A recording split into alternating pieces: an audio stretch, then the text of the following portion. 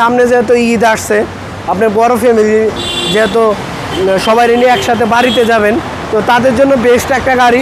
আপনি যদি শোরুমে আসেন তা আপনার কাছে মনে হবে যে আপনি ইউজ না, আপনি সম্পূর্ণ একটা নতুন গাড়ি কিনতেছেন। জি ভাই, সম্পূর্ণ নতুনের মতো।